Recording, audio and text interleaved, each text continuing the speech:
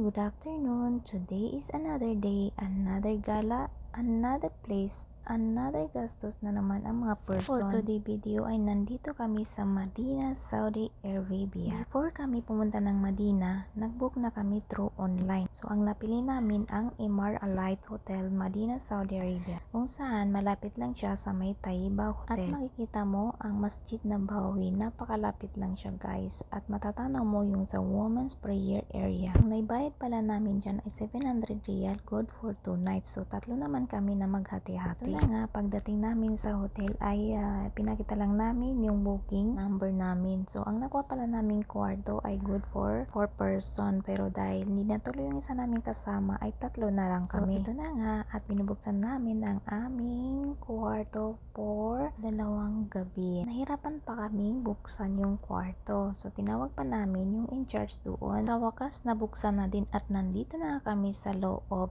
And welcome to our new home for 2 days. So quick tour muna tayo. So meron diyang kettle, baso, free water, free tea, CR niya, meron din sabon, toothbrush, shampoo, towel, and slipper. So, dahil nga ang binook namin ay good for person, so yan na nga yung bed namin. Napakaganda ng ambience niya. Meron din TV.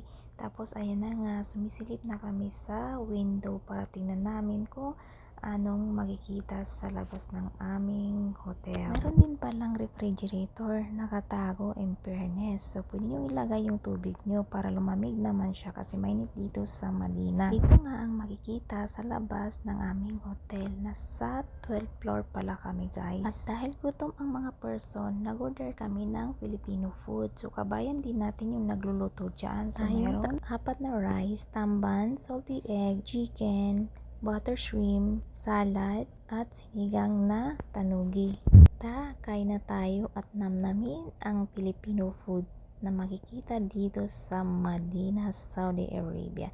So parang nasa Pilipinas din tayo, diba? So para hindi maboring, halina kayo at kumain at enjoy natin itong ating mga food. Meron din palang ginisang munggo na akala ng kasama namin tausog ay isang sindol. Para kasi sa kanila ang munggo ay ginagawang sindol. Kaya akala niya makakain na siya ng sindol. At siyempre, hindi mawawala ang panghimagas. Meron tayong mango graham, macaroni salad at buko pandan. So ng mga person, nagpahinga na din at yun na, nagsimula na kami mag-ziyara. So ito pala yung makikita dito sa labas ng aming hotel paggabi. So makikita mo yung mga person na nagpa-pray dyan. At yung iba ay yung mga Umrah people na hindi na sila umuwi sa kanilang hotel para dyan na maghintay ng Asia Prayer and Pajar. Napakaliwalas talaga ang pakiramdam dito sa lugar na to. Matagal na din kasi ako hindi nakapunta. Almost 3 years na din. Iba din yung pakiramdam compare mo sa Makkah. Most na to ay tinatawag na Masjid Nabawi, kung saan ang pangalawang destination ng mga Muslim during their visit for Umrah and Hajj. Thank you for watching guys and hope you enjoy and welcome to Madinah, Saudi Arabia. Trivia lang guys, sa mga non-Muslim, hindi pala pwede pumasok dito sa Al-Haram. Mayroon lang specific area na pwede nila puntahan.